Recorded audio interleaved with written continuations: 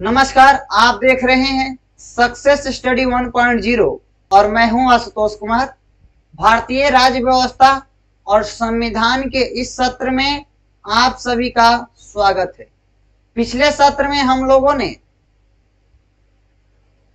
भारतीय संविधान की ऐतिहासिक पृष्ठभूमि की शुरुआत की थी, जिसमें कंपनी के शासन पे हम लोगों ने विस्तार से चर्चा किया था। आज हम लोग ताज के शासन पे चर्चा करेंगे, यानी जब शासन महारानी विक्टोरिया के हाथों में चली गई तो कौन कौन से परिवर्तन हुए, उन सभी परिवर्तनों पे हम लोग विस्तार से चर्चा करेंगे।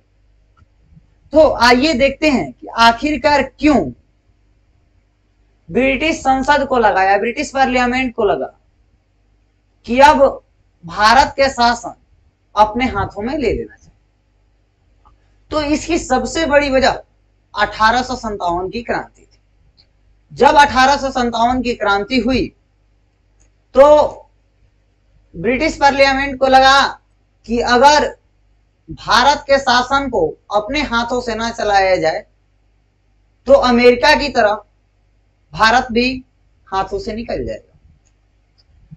तो जब यह महसूस हुआ 1857 की क्रांति के बाद ब्रिटिश पार्लियामेंट को, तो उन्होंने क्या किया कि जो भारत का शासन था वह अपने हाथों में ले लिया और 1858 का अधिनियम लेके आए, जिसे 1858 का भारत शासन अधिनियम कहा गया।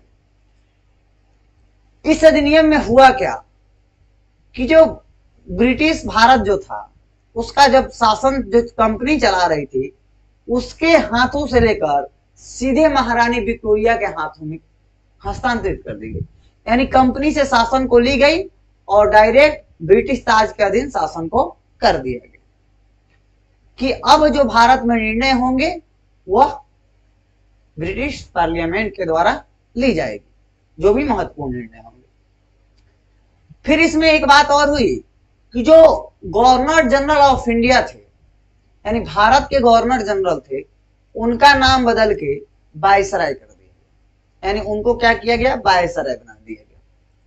और जब उनको वायसराय बना दिया गया, उनके साथ साथ एक और चीज उसमें किया गया कि उनको ब्रिटिश ताज का प्रतिनिधि के रूप में भारत में शासन करने के लिए कहा गया कि आप ब्रिटिश ताज जो हैं, महारानी विक्टोरिया हैं, उनके प्रतिनिधि हैं, आप जाइए भारत के शासन को संभालिए। दूसरी बात इसमें एक और हुई कि भारत सचिव नामक एक पद का सृजन किया गया, जो ब्रिटिश पार्लियामेंट का सदस्य होता था वहीं भारत सचिव के पद पे बैठ सकता था। तीसरी बात इसमें यह हुई कि जो निदेशक मंडल था और नियंत्रक बोर्ड था, उस दोनों को समाप्त करके द्वैत शासन की परंपरा समाप्त कर दी गई, जो हम लोग पिछले अधिनियम में चर्चा किए थे। अगर कोई विद्यार्थी नए हैं तो वह पिछले सेशन को जाकर देखें। अगर उसमें कोई डाउट होता है तो कमेंट करें, अगले लेक्चर में मैं उसको क्लियर कर दूंगा। तो द्वैत शासन की व्यवस्था खत्म कर दी गई। तीसरा बात यह हुआ कि जो भारत सचिव थे उनके सहयोग के लिए 15 सदस्यीय एक कमेटी बनाई गई, जो भारत सचिव को सलाह देंगे, और उसके अध्यक्ष कौन होते थे, भारत सचिव। यानी उस 15 सदस्यीय जो कमेटी थी उसका अध्यक्ष भारत सचिव होते थे। जैसे आज मंत्रिमंडल है तो मंत्रिमंडल का अध्यक्ष कौन होते हैं, प्रधानमंत्री होते हैं, राज्यों में मुख्यमंत्री होते हैं। उसी प्रकार जो भारत सचिव होते थे वह उस कमेटी का अध्यक्ष होते थे। एक बात इसमें और महत्वपूर्ण है कि भारत सचिव ब्रिटिश पार्लियामेंट के प्रति उत्तरदायी थे, यानी उनको भारत में क्या क्या हो रहा है इन सभी चीजों का सूचना ब्रिटिश पार्लियामेंट में देना होता था, और वह सरकार के साथ ही बनते थे। जैसे सरकार का गठन हुआ, भारत सचिव बदल जाएगा, इस प्रकार से। जैसे अभी भारत में अगर सरकार का गठन होता है तो मंत्रिमंडल चेंज हो जाता है, उसी प्रकार से उस समय भी होता था। इसमें एक बात और महत्वपूर्ण है कि भारत सचिव और उनके कमेटी पे केस किया जा सकता था, यानी न्यायालय में उनको खड़ा किया जा सकता था किसी बात विवाद को लेकर। तो यह सबसे महत्वपूर्ण बात थी कि जैसे आज हम लोग को भारत सरकार से कोई परेशानी उत्पन्न होती है तो हम लोग सुप्रीम कोर्ट में केस कर देते हैं या हम लोग के अधिकारों का हनन होता है, तो उसी प्रकार से उस समय भी व्यवस्था किया गया कि अगर भारत सचिव के द्वारा अगर कोई कार्य गलत किया जाता है तो उसके माध्यम से हम लोग न्यायालय में उनको चुनौती दे सकते थे। तो यही फेरबदल हुआ। एक बात इसमें और महत्वपूर्ण है कि इसको भारत में, इस अधिनियम को भारत के प्रशासनिक सुधार के लिए लाया गया था, जिसके माध्यम से ब्रिटेन के शासन जो है भारत पे वह एक उत्तरदायी तरीके से चल सके और काफी प्रशासनिक सुधार। लेकिन इससे अधिनियम से कोई ज्यादा प्रशासनिक सुधार नहीं हुआ, ज्यादा फेरबदल नहीं हुआ, स्थिति समान ही रही। तो यही था 1858 के भारत शासन अधिनियम। तो आइए इससे रिलेटेड फैक्ट को जरा एक बार देख लेते हैं।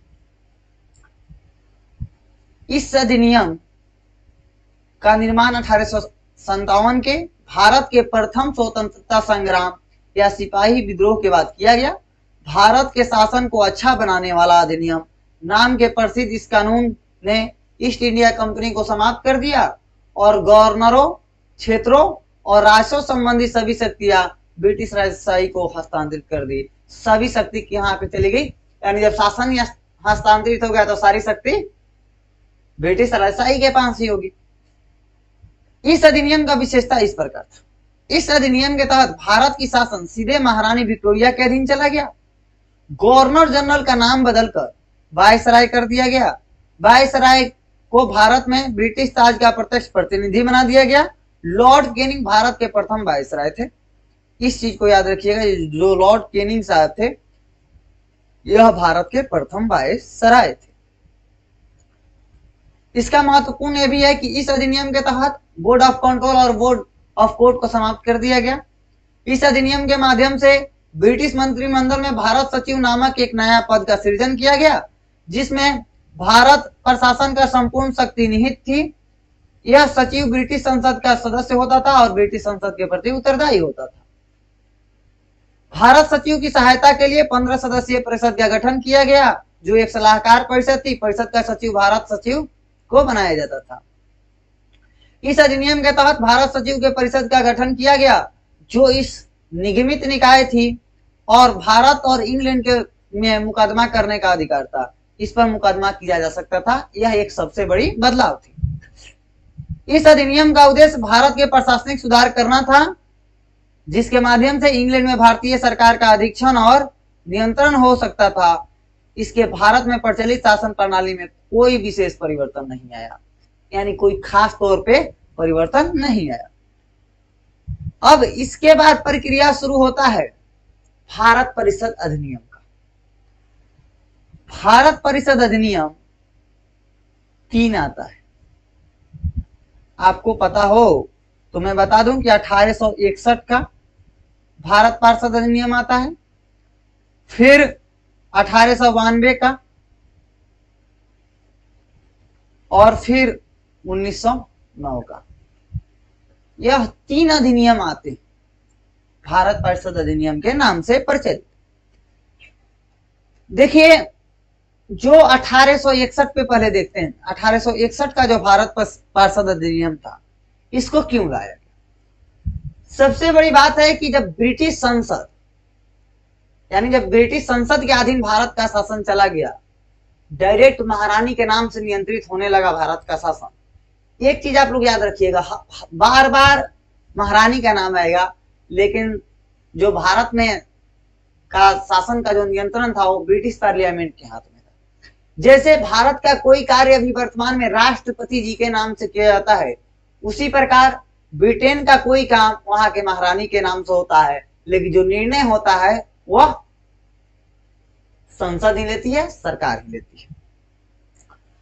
तो 1857 के महान क्रांति के बाद, मैं उसे महान क्रांति का नाम दे रहा हूं, इस महान क्रांति के बाद ब्रिटिश संसद यह महसूस करती है कि अगर भारत में शासन को करना है, भारत में शासन को चलाना है, तो बिना भारतीयों के सहयोग के संभव नहीं होगा। यानी अगर भारत में शासन को सही तरीके से चलाना है तो भारतीयों का सहयोग लेना ही होगा। तो जो यह अधिनियम लाया गया वह भारतीयों के सहयोग लेने के लिए इस अधिनियम को लाया गया। अब समझिएगा इस बात को, सीधे तौर पे कहा गया, महसूस किया गया कि अगर भारतीय सहयोग में खड़े नहीं होंगे तो भारत का शासन कभी भी समाप्त हो सकता है। क्योंकि जब आप शासन के अंग होते हैं तो जनता को यह महसूस होती है कि हमारे ही कुछ लोगों के द्वारा निर्णय लिया जा रहा है। तो इस अनुभूति को कराने के लिए ब्रिटिश संसद ने क्या किया, भारतीयों को शामिल करने का कोशिश किया।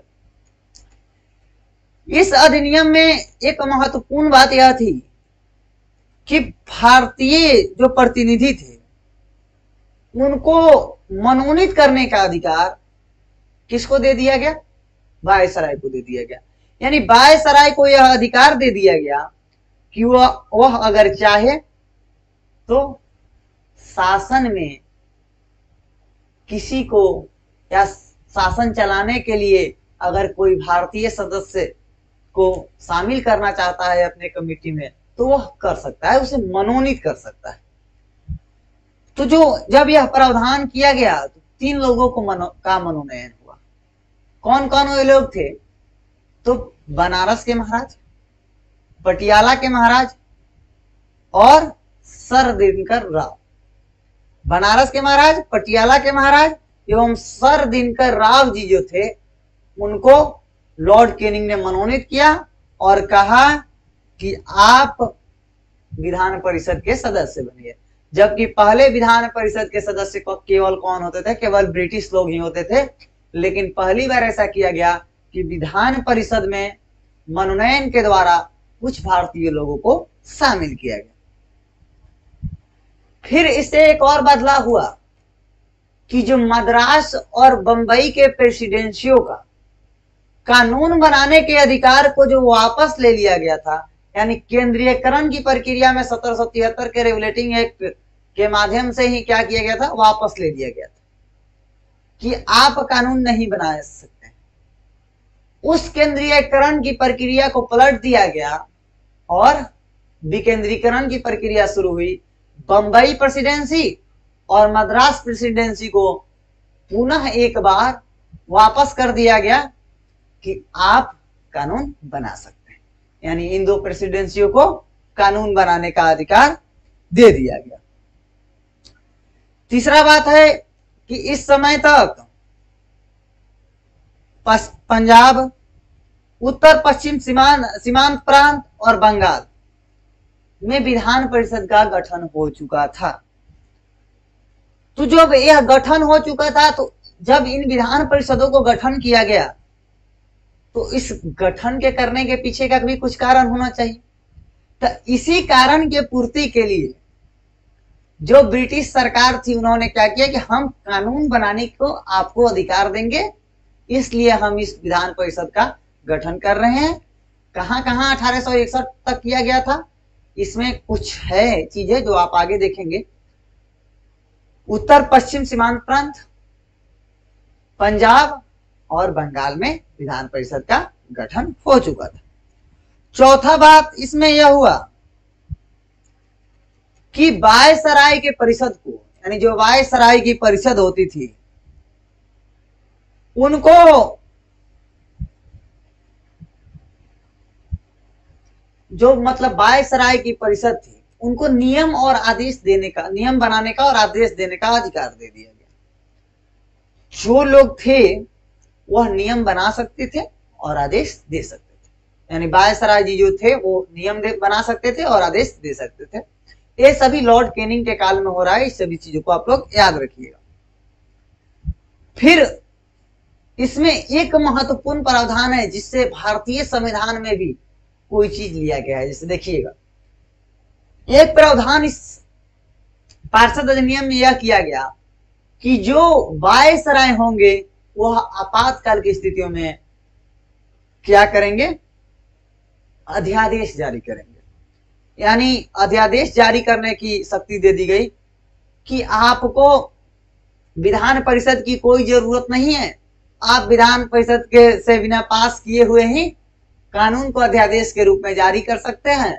और यह अध्यादेश अगर विधान परिषद पारित नहीं करती है तो 6 महीने तक, 6 मंथ तक कम से कम चलेगा। जो आज भी है कि भारत में के राष्ट्रपति जी क्या करते हैं, अध्यादेश जारी करते हैं आपातकाल की स्थितियों में, जब संसद सत्र में नहीं होती है। तो उसी प्रकार से उस समय भी यह प्रावधान किया गया। तो इन सभी जो प्रावधान है ना, इस भारतीय संविधान में स्पष्ट रूप से देखते हैं। इन सभी चीजों को आप याद रखिएगा। तो आइए इससे रिलेटेड आप फैक्ट को देख लीजिए कि कौन कौन सा फैक्ट था इसमें। तो देखिए, जो 1861 का भारत परिषद अधिनियम था, इसमें क्या किया गया, 1857 के महान क्रांति के बाद ब्रिटिश सरकार को महसूस हुआ कि भारत में शासन चलाने हेतु भारतीयों का सहयोग लेना आवश्यक है।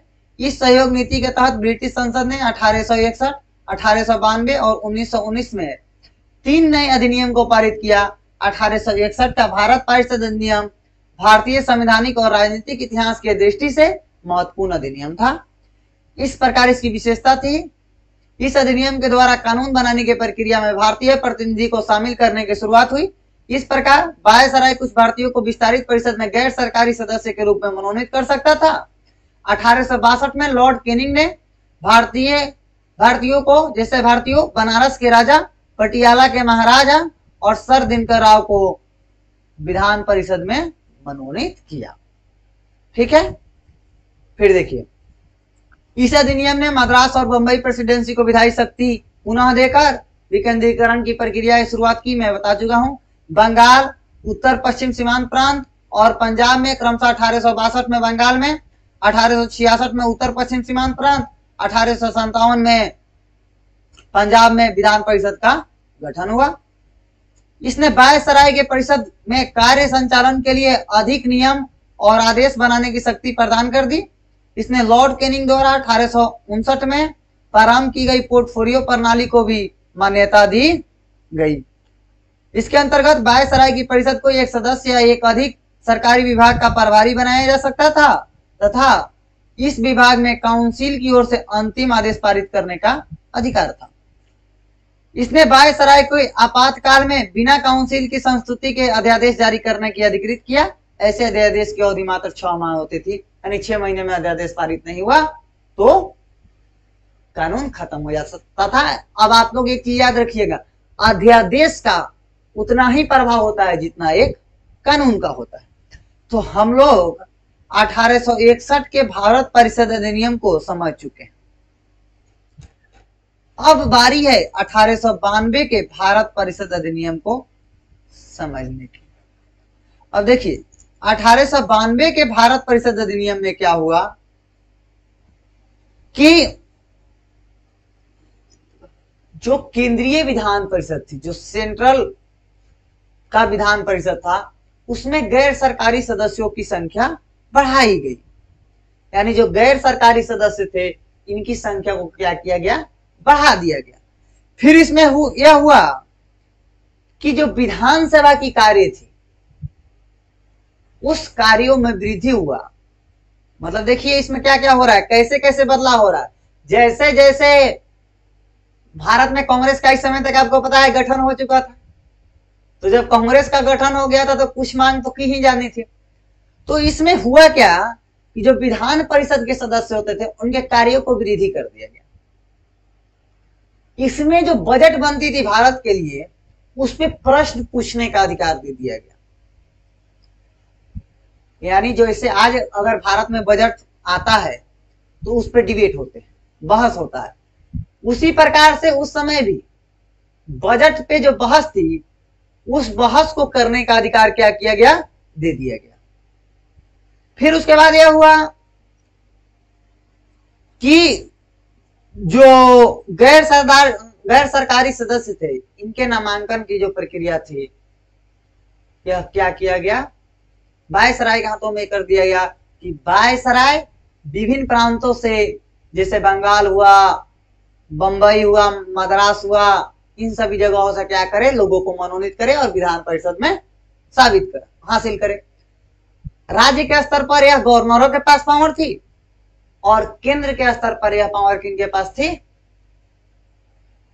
तो वायसराय के पास थी। तो इसमें कुछ विशेष बदलाव नहीं हुआ। इसमें एक चीज और बहुत महत्वपूर्ण है, उस चीज को आप याद रखिए। इसमें पहली बार चुनाव की बात की गई और वह चुनाव क्या होता था, अप्रत्यक्ष चुनाव होता था। अप्रत्यक्ष चुनाव आप समझिएगा, जैसे चेंबर ऑफ कॉमर्स के लोग हैं जो टैक्स पे कर रहे हैं, जो जमींदार हैं, इन सभी लोगों के द्वारा ही चुना जाता था व्यक्तियों को कि कौन विधान परिषद का सदस्य होगा। तो यही 3-4 बदलाव 1892 के भारत परिषद अधिनियम में थे। यानी अप्रत्यक्ष चुनाव होता था अमीर व्यक्तियों के द्वारा जो मतलब टैक्स पे करते थे। तो इस चीज को भी आप लोग याद रखिएगा। तो आइए 1892 के अधिनियम से रिलेटेड फैक्ट को एक बार देख लेते हैं। अब देखिए, जो 1892 का भारत परिषद अधिनियम था, इसमें क्या किया गया, केंद्रीय और प्रांतीय विधान परिषद में अतिरिक्त गैर सरकारी सदस्यों की संख्या बढ़ाई गई। हालांकि बहुमत सरकारी सदस्यों के पास ही रहता था। इस चीज को मैं बताया था कि केंद्रीय मंत्री परिषद था, या सॉरी केंद्रीय विधान परिषद था, उसमें गैर सरकारी सदस्यों की संख्या बढ़ा दी गई थी। फिर क्या किया गया कि इसने विधान परिषद में के कार्यों में वृद्धि कर उन्हें बजट पर बहस करने का अधिकार दे दिया गया, कार्यपालिका से प्रश्न पूछने का अधिकार दिया गया और कार्यपालिका को प्रश्नों का उत्तर देने का अधिकार दिया गया। यानी इन तीनों चीजों को कर दिया गया कि जो गैर सरकारी सदस्य हैं वह सरकार से प्रश्न पूछ सकते हैं, यानी कार्यपालिका से प्रश्न पूछ सकते हैं, बजट पे बहस कर सकते हैं और कार्यपालिका को प्रश्नों का उत्तर देना होगा, जो अभी के भी वर्तमान संसदीय व्यवस्था में चलता है। लेकिन उस समय वोटिंग का अधिकार नहीं था, इस समय मतदान का भी अधिकार है। फिर इसमें यह हुआ कि प्रांतीय विधान परिषद में गैर सरकारी सदस्यों की संख्या बढ़ाई गई और गैर सदस्यों को अप्रत्यक्ष निर्वाचन की व्यवस्था की गई एवं सरकारी सदस्यों की संख्या बहुमत में होगी। लेकिन एक चीज याद रखिएगा, जो 1892 का भारत परिषद अधिनियम था उसमें प्रांत हो या केंद्र हो, दोनों में जो सरकारी सदस्य थे वही बहुमत में होते थे। इस अधिनियम के माध्यम से प्रावधान किया गया कि कार्यकारी परिषद में न्यूनतम 10 और अधिकतम 16 सदस्य हो सकते हैं। यानी जो वायसराय का कार्यकारी परिषद होगा उसमें कम से कम 10 और अधिक से अधिक 16 सदस्य हो सकते हैं। यही इसका प्रावधान था। अब देखिए 1909 का जो भारत परिषद अधिनियम है वह काफी महत्व रखता है।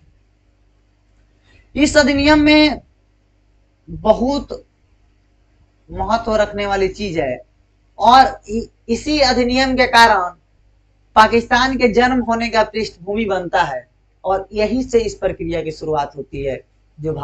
जो पाकिस्तान और भारत का बंटवारा हुआ 1947-47 में, उसका जो नींव था, उसका नींव का निर्माण कब शुरू कर दिया गया था, 1909 के भारत परिषद अधिनियम से कर दिया गया था। तो इन चीजों को आप देखिएगा, नींव तैयार कर दिया गया था 1909 के अधिनियम से। 1909 में क्या किया गया कि जो सांप्रदायिक चुनाव था ना उसको स्वीकार कर दिया गया, यानी पृथक निर्वाचन को स्वीकार कर दिया गया। पृथक निर्वाचन का मतलब यह होता है कि आप अगर हिंदू हैं तो केवल, या आप हिंदू प्रतिनिधि हैं तो आपको केवल मतदान हिंदू जनता ही देगी। अगर आप मुस्लिम हैं तो आपको मतदान जो करेगी वो केवल मुस्लिम मतदाता करेगी। तो यह एक बहुत बड़ा जड़ माना जाता है पाकिस्तान का जन्म होने का। यह जो अधिनियम है ना, अंग्रेजों का जो बांटो और शासन करो की नीति थी, इस नीति में भी एक महत्वपूर्ण था, मुसलमानों को लुभाने का प्रयास किया गया था और इस अधिनियम के माध्यम से ही पाकिस्तान के निर्माण का रास्ता बना या जन्म का रास्ता बना।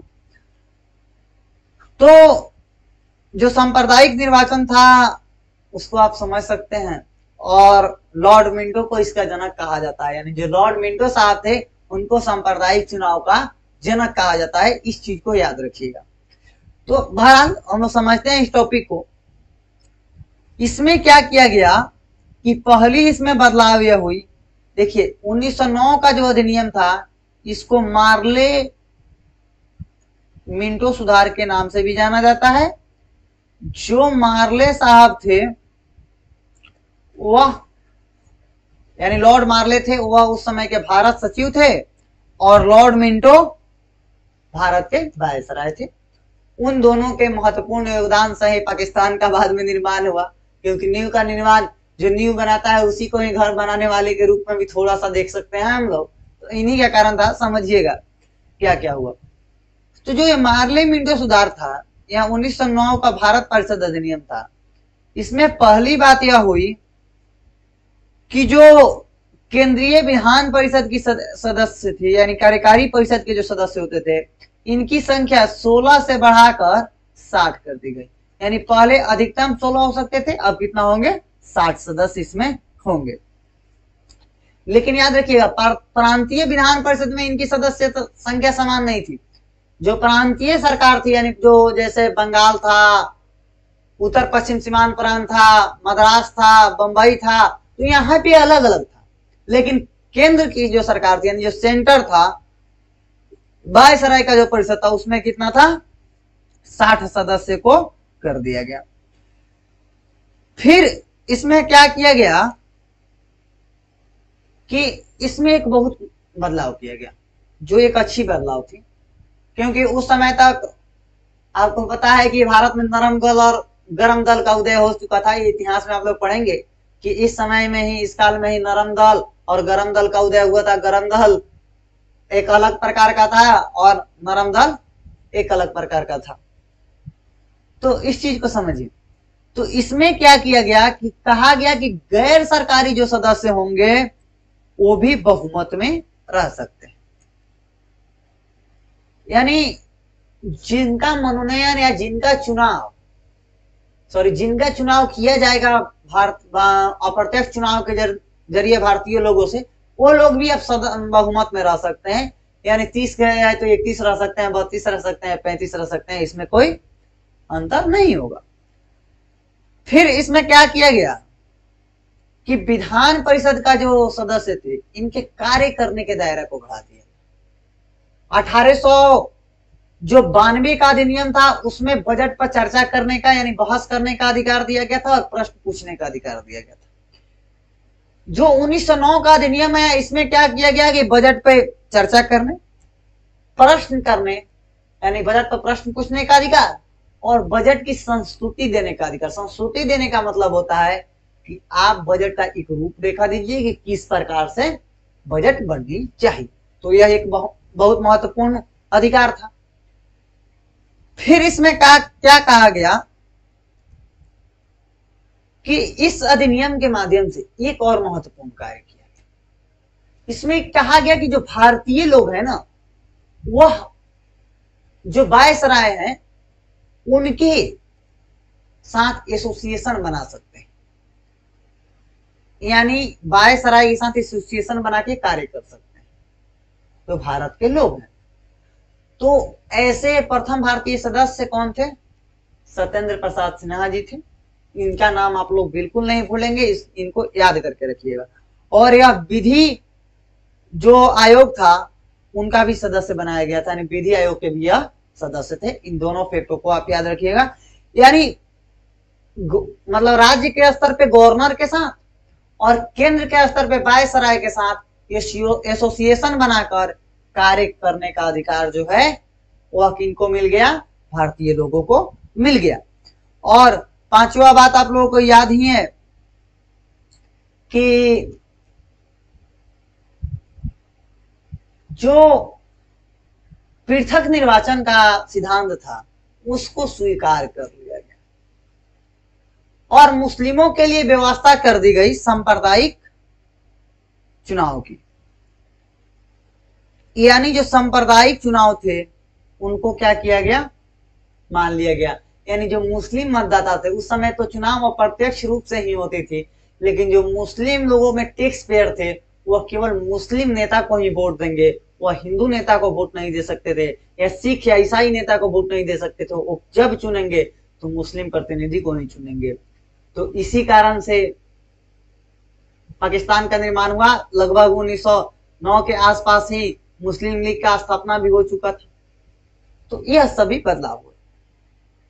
इसमें एक और प्रावधान हुआ कि जो प्रेसिडेंसी थे, चेंबर ऑफ कॉमर्स थे, जो कॉरपोरेशन थे, विश्वविद्यालय था और जो जमींदार लोग थे, उनके लिए अलग प्रतिनिधित्व का प्रावधान किया गया। या जो ये सभी लोग थे ना, जैसे जमींदार हो गए, चेंबर ऑफ कॉमर्स वाले लोग हो गए, विश्वविद्यालय वाले लोग हो गए, इन सभी लोगों के लिए अलग प्रतिनिधित्व का व्यवस्था किया गया। यानी ये जो लोग होंगे, अगर यह लोग शामिल होना चाहते हैं तो इनका प्रतिनिधित्व अलग होगा वायसराय के पास। और जिस राज्य में विश्वविद्यालय है या जिस राज्य में चेंबर ऑफ कॉमर्स है या यह कॉरपोरेशन है, इन जगहों पे एक तो इन लोगों का प्रतिनिधित्व गवर्नर के पास होगा और दूसरा इनका प्रतिनिधित्व वायसराय के पास होगा। तो इतना चेंज किया गया 1909 के अधिनियम में। तो आइए इससे रिलेटेड फैक्ट को देख लेते हैं और फिर आगे की चर्चा करते हैं। देखिए, जो 1909 का भारत परिषद अधिनियम था, इसमें किया क्या गया कि इसको मार्ले मिंटो सुधार के नाम से जाना जाता है। ये चीज मैं बता चुका हूं। उस समय लॉर्ड मार्ले इंग्लैंड में भारत के राज्य सचिव थे और लॉर्ड मिंटो भारत के वायसराय थे। इस अधिनियम की विशेषता इस प्रकार थी कि माध्यम से विधान परिषद के सदस्यों की संख्या 16 से बढ़ाकर 60 कर दी गई। अलग अलग प्रांतीय विधानसभा में इनकी सदस्यता समान नहीं थी। फिर केंद्रीय विधान परिषद में सरकारी बहुमत को बनाए रखा, लेकिन प्रांतीय विधानसभा में गैर सरकारी सदस्यों की बहुमत की अनुमति थी। यानी जो केंद्रीय विधान परिषद था, यानी जो वायसराय के अंतर्गत कार्य करता था, वहां पे तो सरकारी बहुमत को बनाया रखा गया, लेकिन जो यह 1909 होगा, यह 1909 होगा, यहाँ टाइपिंग करने वाले मिस्टेक कर दिए, 1909 होगा। तो यहाँ पे क्या किया गया कि जो गैर सरकारी सदस्य थे प्रांत में, उनकी बहुमत की अनुमति थी। फिर इसके बाद इस अधिनियम के माध्यम से बजट पर संकल्प रखने और अनुपूरक प्रश्न पूछने का अधिकार दे दिया गया। यानी आप बजट का रूपरेखा रख सकते हैं और कुछ अनुपूरक जो उचित प्रश्न है उसको आप पूछ सकते हैं। फिर इसमें यह किया गया कि इस अधिनियम के माध्यम से भारतीयों को वायसराय एवं गवर्नर के कार्य परिषद के साथ एसोसिएशन बनाने का प्रावधान किया गया। सत्येंद्र प्रसाद सिन्हा वायसराय कार्यपालिका के परिषद के प्रथम भारतीय सदस्य बने। उन्हें विधि सदस्य भी बनाया गया था। इस अधिनियम से पृथक निर्वाचक मंडल के सिद्धांत को स्वीकारा गया और मुसलमानों के सांप्रदायिक प्रतिनिधित्व के व्यवस्था का सूत्रपात किया गया। यानी जो मैं आप लोगों को समझाया था, जिसके कारण बाद में चल के पाकिस्तान बना। इस अधिनियम ने presidency, corporation, chamber of commerce, विश्वविद्यालय और जमींदारों के लिए अलग प्रतिनिधित्व का प्रावधान किया। तो इन सभी चीजों को समझ सकते हैं आप लोग कि कैसे अंग्रेजों के बांटो और राज करो के नीति के कारण ही पाकिस्तान का निर्माण या जन्म हुआ। एक नए राज्य के रूप में पाकिस्तान का जन्म हुआ और फिर पाकिस्तान से एक नए राज्य के रूप में बांग्लादेश का जन्म हुआ। यह जो दोनों पड़ोसी हमारे देश हैं, पाकिस्तान और बांग्लादेश, ये दोनों भारत से टूटकर ही अलग हुए हैं, जिसका सबसे बड़ा कारण 1909 का अधिनियम था, जिसमें सांप्रदायिक प्रतिनिधित्व को स्वीकार लिया गया था। यानी पृथक निर्वाचक मंडल के सिद्धांत को स्वीकारा गया, जिसके कारण तहत सांप्रदायिक प्रतिनिधित्व की व्यवस्था की गई, जिसमें मुसलमानों का जो सांप्रदायिक प्रतिनिधित्व था, इसकी व्यवस्था को शुरू किया गया। तो आज की चर्चा इतना ही थी। आज हम लोगों ने 1909 के अधिनियम तक समझ लिया। अगली चर्चा में हम लोग शुरुआत करेंगे 1919 के भारत शासन अधिनियम का, और फिर देखेंगे 1935 का भारत शासन अधिनियम, 1947 का भारत स्वतंत्रता अधिनियम, तो इंडिया इंडिपेंडेंट एक्ट जो 1947 में आया था। तो इन सभी चीजों को देखेंगे। इसके बीच बीच में हम लोग कुछ कमीशन की भी बात करेंगे जो बीच बीच में भारत में आया था। तो कल उम्मीद है कि हम लोग का ऐतिहासिक पृष्ठभूमि कंप्लीट हो जाएगा। तो आज के लिए इतना ही। अगर आप लोगों को सब कुछ समझ में आया होगा तो वीडियो को लाइक कीजिएगा, चैनल को सब्सक्राइब कीजिएगा और शेयर करना नहीं भूलिएगा। अगर इन सभी चर्चा का आप पीडीएफ प्राप्त करना चाहते हैं तो सक्सेस स्टडी 1.0 के नाम से टेलीग्राम चैनल को सर्च करें, वहां पे यही लोगो आएगा, वहां से आप इस के पीडीएफ को प्राप्त कर सकते हैं। वहां पे चर्चा के बाद इस पीडीएफ को अपलोड कर दिया जाता है। Thank you very much. मिलते हैं फिर नेक्स्ट क्लास में।